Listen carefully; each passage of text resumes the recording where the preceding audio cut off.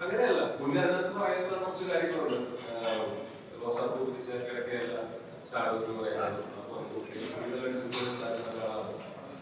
അതിനെ പറയുന്നു. അത് പോസിറ്റീവ് മെസ്സേജ് ആണ് സിനിമയിലെ ക്യാരക്ടറിന് അത് അങ്ങനെയാണ് വേണ്ടത് എന്ന് ജനറലി പറഞ്ഞിരിക്കുന്നതിനേക്കാൾ ഈ ക്യാരക്ടറിന് അതായിരുന്നു ആവശ്യം. ഒരു ഡിസിപ്ലിൻ ഇല്ലായ്മ ഉണ്ടായിരുന്നു എന്നുള്ളതാണ് ഞങ്ങൾക്ക് തോന്നിയിട്ടുള്ളത്. ഓരോ സിനിമയിൽ ആക്ടേഴ്സ് മാത്രമേ ഉള്ളൂ, സൂപ്പർ സ്റ്റാർസ് ഇല്ല. ആക്ടേഴ്സ് ആണ് ഉണ്ടാവേണ്ടത് വിശ്വസിക്കുന്നത്. സൂപ്പർ സ്റ്റാറും നമ്മുടെ ഏറ്റവും വലിയ സ്റ്റാറുകൾ ഏറ്റവും നല്ല ആക്ടേഴ്സ് കൂടെയാണ്. അത് നമുക്ക് സൂപ്പർ സ്റ്റാർട്ടും അല്ലെങ്കിൽ ഇതിനകത്ത് കൂടെ മെയിൻറ്റെയിൻ പോകാൻ പറ്റുകയാണെങ്കിൽ പക്ഷേ ആക്ടറുകൾ തന്നെയാണ് നോക്കിയിട്ട് ഞാൻ വിശ്വസിക്കുന്നത്. നമ്മളിപ്പോഴും ആ സിനിമയിൽ എട്ട് കാണിക്കുന്നുണ്ട്. അതായത് സൂപ്പർ സ്റ്റാർ ആകുമ്പോൾ സൂപ്പർ സ്റ്റാർ ആയെങ്കിൽ അത് കീപ്പ് ചെയ്യണം, അത് താഴോട്ട് പോകാൻ ആ ഒരു കീപ്പ് ചെയ്യണം. നമ്മുടെ ഈ സിനിമയിലെ ക്യാരക്ടർ ആക്സിഡന്റൽ സൂപ്പർ സ്റ്റാർ ആണ്. അത് ഞാൻ പറഞ്ഞ പോലെ തന്നെ അതൊരു സൂപ്പർ സ്റ്റാറിന്റെ കഥ എന്നുള്ളതിനെയാണ് അത് ഈ ക്യാരക്ടറിന്റെ ഒരു തുടക്കം മുതലുള്ള ജേർണി കാണുമ്പോഴും അത് തന്നെയാണ് മനസ്സിലാക്കേണ്ടത്. അയാൾക്ക് ഏറ്റവും ബെസ്റ്റ് ഓപ്ഷൻ എന്നുള്ളതാണ് ഫോക്കസ് തിരിച്ച് അയാൾ എന്താണോ അയാൾ ചെയ്യേണ്ടത്. അയാൾ ഒരു നടൻ എന്നുള്ള നിലയ്ക്ക് നടനാണ് അയാൾ ചെയ്യേണ്ടത്. അതിലേക്ക് ഫോക്കസ് തിരിച്ച് ഒരു ഡിസിപ്ലിൻ ആവുക. പെട്ടെന്ന് വരുന്ന അയാളുടെ സ്റ്റാർട്ടും അയാളുടെ ഒരുപാട് ഈ പറയുന്ന സൗകര്യങ്ങളും അയാളുടെ ഒരു എഫേർട്ടിനെ ബ്ലോക്ക് ചെയ്യുന്നുണ്ടെങ്കിൽ അതിൽ നിന്നൊക്കെ മാറി ആ എഫേർട്ടിലേക്ക് തന്നെ ഫോക്കസ് ചെയ്യണം. അയാളുടെ ജോലിയിൽ നിന്നാണ് അയാൾ എന്ത് ആഗ്രഹിച്ചാണ് സിനിമയിൽ വന്നത് അതിൽ ചെയ്ത് ചെയ്യുക. നല്ലൊരു നടനാവുക എന്നുള്ളത് തന്നെയാണ് ആ ക്യാരക്ടറെ സംബന്ധിച്ചിടത്തോളം തീർച്ചയായിട്ടും ആവശ്യമായിട്ടുള്ളത്. സുരേഷേട്ടാ ഇപ്പൊ എല്ലാ സിനിമയിലും ലാവ്ലിയുടെ ഒരുവിധപ്പെട്ട എല്ലാ സിനിമയിലും സുരേഷേട്ടനുണ്ട്. അപ്പൊ എങ്ങനെയാണ് നിങ്ങൾ സജീവമാണെന്നതിന്റെ ഏറ്റവും വലിയ ഉദാഹരണമാണ് ചെയ്യുന്നത്. ഹായ് അയാൻ തോണി ഒഴിച്ച് ബാക്കി എല്ലാ സിനിമകളിലും അഭിനയിക്കാൻ ഒരു അവസരം കിട്ടിയിട്ടുള്ളതാണ്. ഞാൻ ഏറ്റവും അധികം വിശ്വസിക്കുന്ന ഒരു സമുദായമാണ് ഈ സിനിമയുടെ കഥയുടെ തുടക്കം. ഒരു ഫസ്റ്റ് ഡ്രാഫ്റ്റ് മുതൽ ഓൾമോസ്റ്റ് ഞാൻ കേട്ടിട്ടുള്ളതാണ്. അതൊന്നും ഈ സിനിമയിൽ ഞാൻ ചിലപ്പോൾ ഒരു ബെസ്റ്റ് അപ്പിയറൻസ് ആയിരിക്കും ചെയ്യാൻ പോകുന്നത് എന്നുള്ളതായിരുന്നു എൻ്റെ വിദ്യാർത്ഥി. പിന്നീടാണ് ഞാൻ ഈ ഒരു ക്യാരക്ടറിലേക്ക് തന്നെ മാറ്റപ്പെടുകയും സോ അൾട്ടിമേറ്റ്ലി ചെയ്യേണ്ട സിനിമയാണ്. എനിക്ക് ഏറ്റവും അധികം എന്താ പറയുക ഫ്രീഡം തരുന്ന ഒരാളാണ്. എനിക്ക് ഇതിനു മുമ്പ് പറയാൻ ചിലപ്പോ സച്ചി എന്ന എന്റെ സുഹൃത്തുക്കളെ ചിലപ്പോൾ ഞാൻ ചെയ്യുന്ന പോലെ ഞാൻ അത്രത്തോളം വിശ്വസിക്കുന്ന ഇഷ്ടപ്പെടുന്നു. ചേട്ടൻ ചെയ്യുന്ന ക്യാരക്ടറിന്റെ പ്രത്യേകത ഈ പ്രോമിസി ഉണ്ടല്ലോ, നായകന്റെ ആൾക്ക് ഭയങ്കര കഴിവ് വേരിയാണ് സ്പെഷ്യലൈസ്. അതിന് റിയൽ ലൈഫ് ആയിട്ട് ആരെങ്കിലും ഇപ്പൊ ഇടപെടാൻ ചേട്ടൻ പോലെ അങ്ങനെ ആരെങ്കിലും റെഫറൻസ് ഒക്കെ എടുത്തിട്ടുണ്ട്? ഇല്ല, തീർച്ചയായിട്ടും എല്ലാ ആക്ടേഴ്സിന്റെയും എല്ലാ വലിയ നടന്മാരുടെയും പുറകെയും ഇങ്ങനത്തെ ഓരോ ആൾക്കാരുണ്ടെന്ന് തന്നെയാണ് നമ്മുടെ അനുഭവം കൊണ്ട് നമുക്കുള്ളത്. അത് അത്തരം കാര്യങ്ങളാണ് സിനിമയുടെ പുറത്ത് കാണിച്ചിട്ടുള്ളത്. അതൊരു പക്ഷെ മറ്റൊരു സിനിമയ്ക്കകത്ത് സിനിമ ചെയ്ത സിനിമകളിലൊന്നും അങ്ങനെ അധികം കാണിച്ചിട്ടില്ല. സോ ഇപ്പോഴും അത്തരം ആൾക്കാരൊക്കെ ഉണ്ട് അവരുടെ പുറകെ. കാരണം അവർ നമ്മൾ കാണുന്ന പോലെ ഈ ഒരു ഇൻസ്റ്റാഗ്രാമിലോ അല്ലെങ്കിൽ മറ്റേതിൽ കാണുന്ന പോലെ അല്ല. അവരുടെ പിന്നിൽ രാത്രി പകലുമായിട്ട് അവരുടെ ചിന്ത മുഴുവൻ അടുത്ത സിനിമ ഹിറ്റാക്കുക, അടുത്ത ഹിറ്റ് ഉണ്ടാക്കുക എന്നുള്ളത് മാത്രം ചിന്തിക്കുന്ന ആൾക്കാരാണ് അവർക്ക്.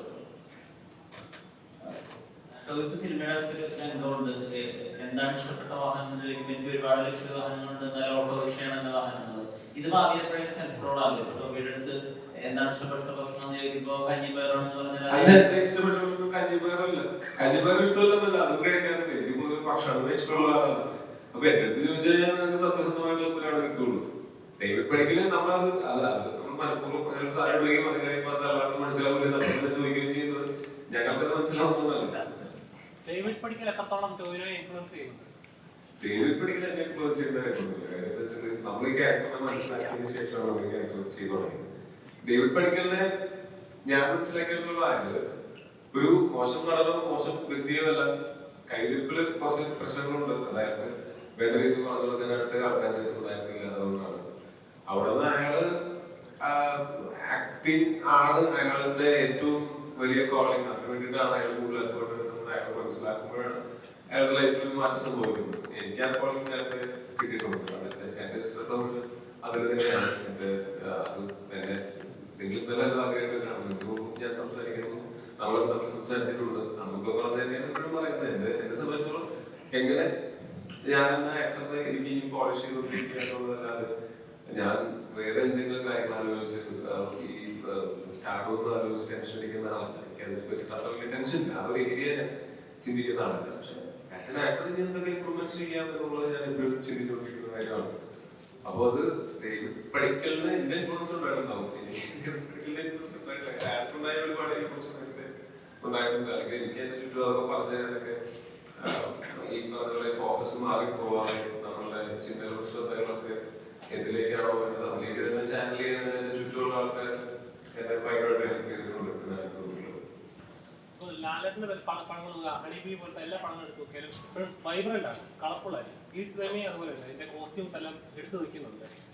ശരിക്കും ഇങ്ങനെ ഒരു കഥ കേട്ടപ്പോൾ സിനിമയ്ക്കുള്ളിലെ സിനിമയുടെ കഥ പറയുന്ന ഒരുപാട് കഥ ഉദയനാണ് ധാരാളം ചിത്രങ്ങളൊക്കെ കണ്ടിട്ടുണ്ട്. എന്നാൽ ഇത് കുറച്ചുകൂടെ ഡിഫറെന്റ് ആണ്. ഒരു നായകന്റെ പെർസ്പെക്റ്റീവ് അല്ലെങ്കിൽ ഒരു സിനിമാക്കാരന്റെ പെർസ്പെക്റ്റീവിലൂടെയാണ് കഥ പോകുന്നത്.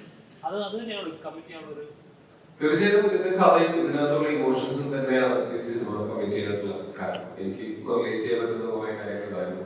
എനിക്ക് മനസ്സിലാവുന്നതായിരുന്നു അവർ ഈ സിനിമയുടെ എന്താണ് ഉദ്ദേശിക്കുന്നത്. അത് തീർച്ചയായിട്ടും ചെയ്യുന്നത് നല്ല പ്രത്യേകം എടുത്ത് വയ്ക്കുമെന്നും എനിക്കറിയാം. അതുകൊണ്ട് തന്നെയാണ് തീർച്ചയായിട്ടും ഈ സിനിമയുടെ കഥയും ഈ സിനിമയുടെ ടീമും തന്നെയാണ് തീർച്ചയായിട്ടും ഞാൻ ഈ സിനിമ കമ്മിറ്റ് ചെയ്യാനുള്ള കാരണം. ലാൽജുവിന്റെ സിനിമകളിലെല്ലാം അപ്പോൾ അതിനൊരു രസമുണ്ട്. ലാലിന്റെ സിനിമകളിലെല്ലാം ഭയങ്കരമായിട്ട് എന്തായിട്ട് അല്ലെങ്കിൽ എന്തായിട്ടുള്ള ക്യാരക്ടേഴ്സിന് ഒരു എനർജി ബൂസ്റ്റ് ചെയ്യുന്നതാണ്. ആ ഒരു രസം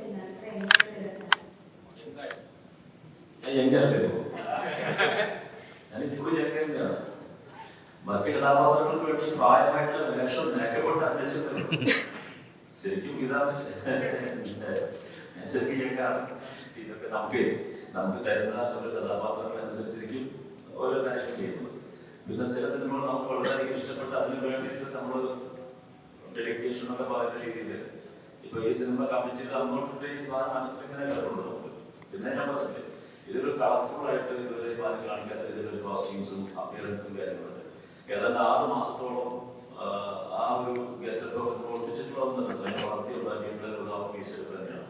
ഇടയ്ക്കിടയ്ക്ക് പല കാരണങ്ങളോടും ഷൂട്ടിംഗ് മുടങ്ങിപ്പോയി മറ്റു പടങ്ങളൊന്നും ചെയ്യാൻ വയ്യാതെ 6 മാസത്തോളം ഈ പടത്തിന്റെ പുറകെ നമ്മൾ നിന്നിട്ടുണ്ട്. ഞാൻ മാത്രമല്ല അധികം ഡെഡിക്കേറ്റ് ചെയ്യുന്ന ആളാണ് ഞാൻ. ഒരുപാട് ഫിസിക്കലി എഫേർട്ട് എടുത്തിട്ടുള്ള ആളാണ് ഇതിനകത്ത്. അപ്പോൾ അതൊക്കെ നമുക്ക് ഒരു കഥ കേൾക്കുമ്പോൾ അല്ലെങ്കിൽ കഥാപാത്രം കേൾക്കുമ്പോൾ ഇത് നമുക്ക് ഇതിനു വേണ്ടി നമ്മൾ ഹാർഡ് വർക്ക് ചെയ്താൽ അത് ഗുണം ചെയ്യും എന്ന് നമുക്കൊരു തിരിച്ചറിവുണ്ട്. നമുക്ക് ഇത്രയും കാലമായിട്ട് നിൽക്കുന്നു ഇൻഡസ്ട്രിക്ക്. അപ്പൊ ആ തിരിച്ചറിവുള്ളതുകൊണ്ട് തന്നെ അതിൽ കൂടെ 100% നീതി പുലർത്താൻ നോക്കിയിട്ടുണ്ട്.